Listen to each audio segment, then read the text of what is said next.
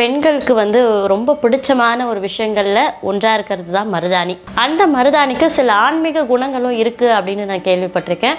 மருதாணிக்கும் ஆன்மீகத்துக்கும் இருக்கக்கூடிய தொடர்பு என்ன அப்படின்றத பற்றி சொல்லுங்கள் மேம். நம்ம வந்து பார்த்திங்கன்னா ஒரு அழகு சார்ந்த பொருளாக நம்ம மருதாணியை பாவிக்கிறோம் இல்லைங்களா. இது அழகுக்கும் மேலே ஆன்மீகம் சார்ந்த ஒரு பொருளாக தான் பல ஆயிரம் வருடங்களை நம்ம முன்னோர்கள் பாவிக்கிறாங்க.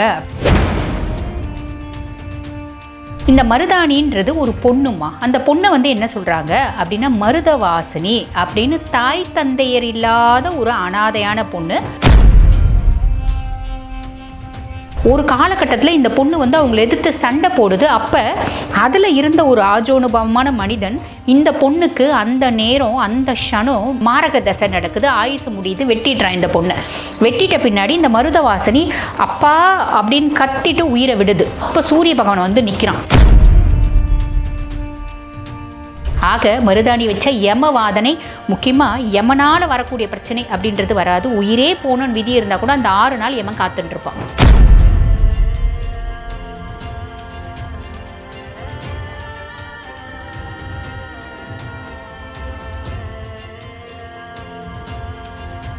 வணக்கம் மேம். வணக்கம்மா. பெண்களுக்கு வந்து ரொம்ப பிடிச்சமான ஒரு விஷயங்களில் ஒன்றாக இருக்கிறது தான் மருதாணி. ஒரு ஃபெஸ்டிவல் அப்படின்னாலே ஃபெஸ்டிவல் ஞாபகம் வருதோ இல்லையோ கையில் மருதாணி வைக்கணும் அப்படின்றது பெண்களுக்கு ஞாபகம் வரும். அந்த மருதாணிக்கு சில ஆன்மீக குணங்களும் இருக்குது அப்படின்னு நான் கேள்விப்பட்டிருக்கேன். மருதாணிக்கும் ஆன்மீகத்துக்கும் இருக்கக்கூடிய தொடர்பு என்ன அப்படின்றத பற்றி சொல்லுங்கள் மேம். கண்டிப்பாம்மா, கண்டிப்பாக. அதாவது நம்ம பார்த்திங்கன்னா ஒரு அழகு சார்ந்த பொருளாக நம்ம மருதாணியை பாவிக்கிறோம் இல்லைங்களா. இது அழகுக்கும் மேலே ஆன்மீகம் சார்ந்த ஒரு பொருளாக தான் பல ஆயிரம் வருடங்களை நம்ம முன்னோர்கள் பாவிக்கிறாங்க அப்படின்னு சொல்லணும்.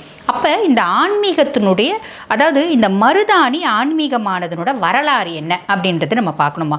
பொதுவாக இந்த மருதாணின்றது ஒரு பொண்ணுமா. அந்த பொண்ணை என்ன சொல்கிறாங்க அப்படின்னா மருதவாசினி அப்படின்னு, தாய் தந்தையர் இல்லாத ஒரு அனாதையான பொண்ணு. அதாவது சின்ன வயசுலேயே பார்த்திங்கன்னா அந்த குழந்தையினோட தாய் தந்தையர் இறந்துடுறாங்க. இந்த பொண்ணு திரேதாயுகத்தில் வாழ்ந்த ஒரு பொண்ணு. இவ பாருங்க சின்ன வயசுலேயே தாய் தந்தையர் இழந்துட்டதுனால சூரிய தேவனே தன்னுடைய தாயாவும் தந்தையாவும் தமக்கையாவும் எல்லாமாவும் பாவிச்சு சூரியனை தினந்தோறும் கும்பிடுறது. அவனை பார்த்திங்கன்னா வழிபாடு பண்ணிட்டு காட்டில் இருக்க மரங்களோடவும் மிருகங்களோடவும் சந்தோஷமாக அந்த பொண்ணு வாழ்ந்துன்னு வரா. அந்த பொண்ணை என்ன சொல்கிறாங்க அப்படின்னா துணை அழகு சார்ந்த ஒரு அம்சங்கள் நிறைஞ்ச பொண்ணு அப்படிங்கிறாங்க. ஆக அந்த பொண்ணு நல்ல செவத்த பொண்ணாக ரொம்ப அழகாக இருக்கக்கூடிய ஒரு பொண்ணு அப்படின்னு அந்த பொண்ணை விவரிக்கிறாங்க. சரிங்களா.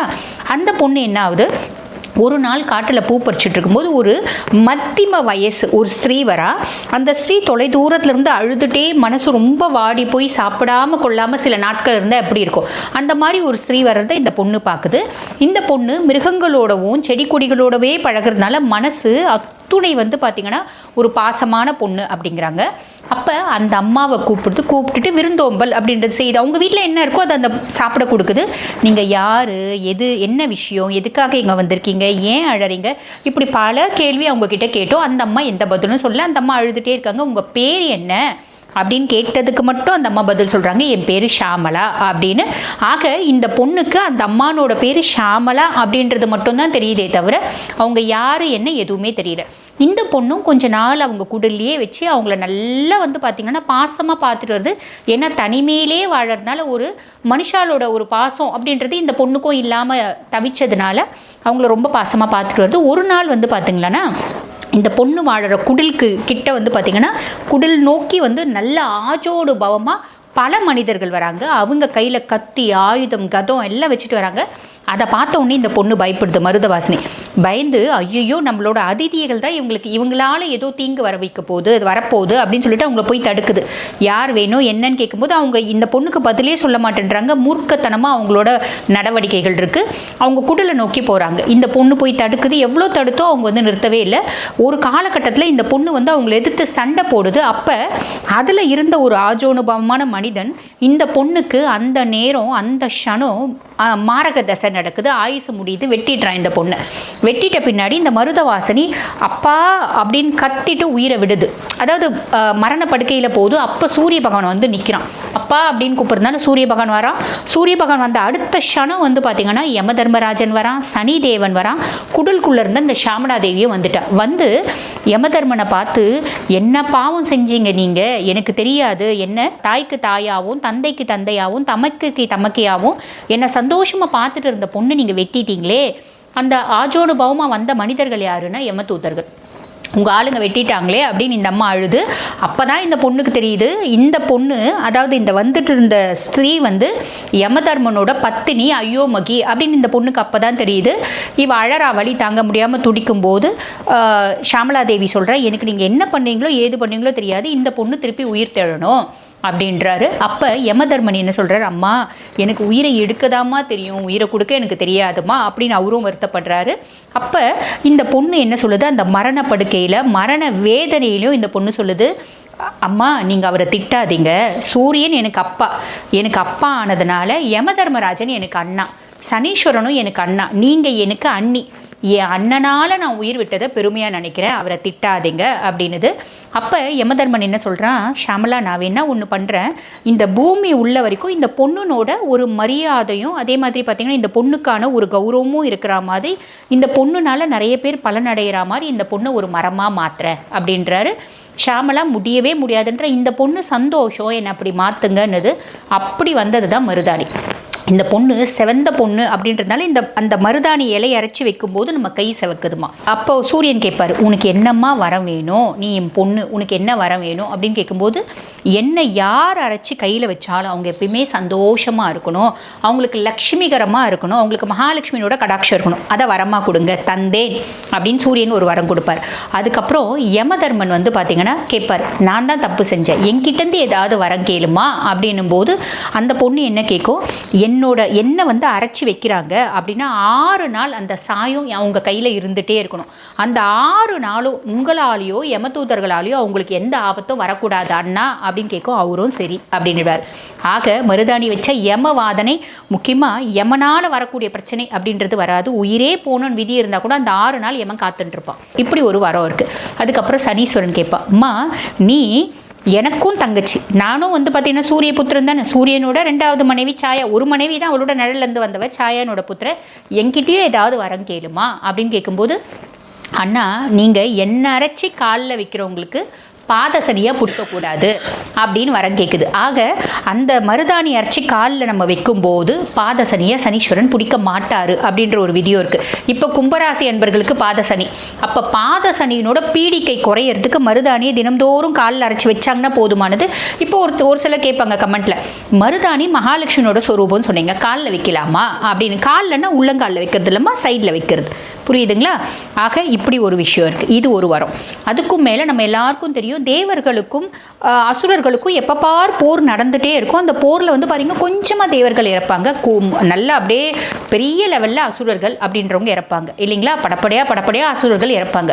இதை பார்க்கும்போது அசுர குருவான சுக்கராச்சாரிக்கு மனசு ரொம்ப கஷ்டப்படுறாரு. நம்ம குழந்தைங்களாம் அசுரர்கள் மூடர்கள், அவங்களுக்கு அதீத பலம் இருக்கும், ஆனால் புத்திசாலித்தனம் இருக்காது. தேவர்களுக்கு பலம் கம்மி அசுரர்களை விட, ஆனால் புத்திசாலித்தனம் மூல பலம் ஜாஸ்தி இல்லைங்களா? அப்போ இவங்க நிறைய சாதுரியம் பண்ணுவாங்க, அவங்களுக்கு அந்த சாதுரியம்லாம் தெரியாது. இதை பார்த்தோன்னே சுக்கராச்சாரியர் வந்து வருத்தப்படுறாரு. ஆனால் அசுரர்கள் நிறைய தீயது செஞ்சதுனால அவங்கள வந்து வதைக்கிறாங்க. அது வந்து பார்த்திங்கன்னா நியாயம் தர்மம் தேவர்கள் பக்கம் இருந்தாலும் அவங்க வந்து அவ்வளோ பலம் பொருந்தியவங்க ஒன்றும் இல்லாமல் போயிடுறாங்களே அப்படின்னு சுக்கராச்சாரியார் வருத்தப்பட்டு, யார்கிட்ட தவம் இருந்து வரம் கேட்கலாம் அப்படின்னு யோசிப்பார். ஈசனை விட உன்னதமான கடவுள் யாரும் கிடையாது, எது கேட்டாலும் அவர் தானே கொடுப்பாரு. அப்போ ஈசன்கிட்ட தவம் இருக்கிறாரு. அப்போ ஈசன் அந்த தவத்துக்கு மச்சு வந்து நிற்கும் போது, எங்களோட அசுரகுலம் மாண்டு போயிட்டே இருக்குது, இறந்தவங்களை உயிர்ப்பிக்கிறதுக்கு எனக்கு ஒரு மந்திரம் கொடுங்க அப்படின்னும் போது கொடுத்த மந்திரம் தான் மிருத சஞ்சீவினி மந்திரம். இந்த மிருத சஞ்சீவினி மந்திரம் இன்றளவும் 14 லோகத்தில் ஈசன் கொடுத்தாரு. அதனால ஈசனுக்கு தெரியும், சுக்கராச்சாரியரை தவிர வேறு யாருக்குமே தெரியாது, தேவகுருவான பிரகஸ்பதிக்கும் தெரியாது. அத்துணை பெருமை வாய்ந்தவர் சுக்கராச்சாரியர், புரியுதுங்களா?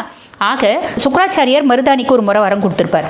என்னன்னா, யார் ஒருத்தர் உன்னை பறிக்கும் போது எந்த மந்திரமான சொல்லட்டும், எந்த மந்திரம் சொல்லி பறிச்சாலும் மிருத சஞ்சீவினி மந்திரம் சொன்ன பலன் அவங்களுக்கு கிடைக்கும் அப்படின்னு சொல்லியிருப்பார். இது எப்பேற்பட்ட மந்திரம், அதாவது எப்பேற்பட்ட வரம், அது ஒன்று கொடுத்துருக்கார். சரிங்களா? அதுக்கப்புறம் வந்து பாருங்க, நம்ம எல்லாருக்கும் தெரியும் ராவணன் சீதையை சிறையெடுத்தான் இல்லைங்களா? ராவணன் சீதையை சிறையெடுத்த போது சீதையை கொண்டு போயிட்டு அரண்மனையில் வைப்பான். சீதை விருப்பப்பட மாட்டா, அசோகவனத்தில் இருப்பேன் அப்படின்னு சொல்லுவா. ஒரு சில வரலாறுகள் அந்த அசோகவனம் அப்படின்றது அந்த அசோக மரம் இல்லை, மருதாணி நிறைஞ்ச வனம் அப்படின்றாங்க. ஒரு சிலர் வந்து இல்லை, அந்த அசோக மரம் நிறைஞ்ச வனம் தான். அந்த சர்ச்சைக்குள்ளே நம்ம போக வேண்டாம். ஆக எது இருந்தாலும் சீதை உட்கார்ந்துருந்த இடத்துக்கு பக்கத்தில் வந்து பார்த்தீங்கன்னா ஒரு மருதாணி மரம் இருந்திருக்கு. சரிங்களா? அந்த மருதாணி மரத்துக்கிட்டேயும் விபீடனின் மகளான திரிசடை கிட்டையும் தான் சீதை தன்னுடைய சுகங்களையும் துக்கங்களையும் கஷ்டங்களையும் சந்தோஷங்களையும் பகிர்ந்துக்கினாலாம். திரிசடையை தங்கச்சியா பாவிச்சா, மருதாணியும் தங்கச்சியா பாவிச்சாலாம். அப்ப ஸ்ரீராமச்சந்திரமூர்த்தி போர்ல வந்து வென்றுறாரு, ராவணனை சம்ஹாரம் பண்ணிடுறாரு. பண்ணிட்டு லங்கைக்கு போயிட்டு சீதை தேவியை பார்க்குறாரு. சீதா தேவியை பார்க்கும்போது அப்படி ஒரு சந்தோஷமா அவங்க ரெண்டு பேருக்கும், சீதைக்கும் ராமனுக்கும் அப்படி ஒரு சந்தோஷத்தை பார்வையிலே பரிமாறிக்கினாங்களாம். அதை பார்த்த திரிசடையும் இந்த மருதாணி தாயாரும் வந்து பார்த்தீங்கன்னா லயிச்சு பார்த்தாங்களாம். அப்போ சீதாதேவி சொல்கிறா, திரிசடை எனக்கு தங்கச்சி, அவளுக்கு ஏதாவது ஒரு வரம் கொடுங்க அப்படின்னும் போது ஸ்ரீராமச்சந்திரமூர்த்தி வரம் கொடுப்பார். அடுத்த பிறப்பில் எனக்கு தங்கச்சியா நீ பிறப்ப அப்படின்னு. அதுதான் வந்து பாருங்க, கிருஷ்ணாவதாரத்தில் சுபத்ரையா திரிசடை தான் பிறந்திருப்பா. புரியுதுங்களா? அதே மாதிரி இந்த மருத வாசனைக்கு உனக்கு என்னம்மா வரம் வேணும்னு கேட்கும்போது, எனக்கு எதுவுமே வரம் வேண்டாம் அப்பா, எனக்கு எதுவுமே வர வேணாம். நீங்கள் சீதாதேவியை பார்க்கும்போது எத்துணை சந்தோஷப்பட்டீங்க, அந்த மாதிரி என்ன அரைச்சி வைக்கிற மனுஷங்க மனசுலையும் சந்தோஷமும் குதூகலமும் நிறைஞ்சி இருக்கணும் அப்படின்னு கேட்டிருப்பா. ஆக ராமன் கொடுத்த வரம், யார் மருதாணி அரைச்சி வச்சாலும் அவங்க மனசில் சந்தோஷம், ஒரு இனம் புரியாத சந்தோஷம் அப்படின்றது இருக்கும்.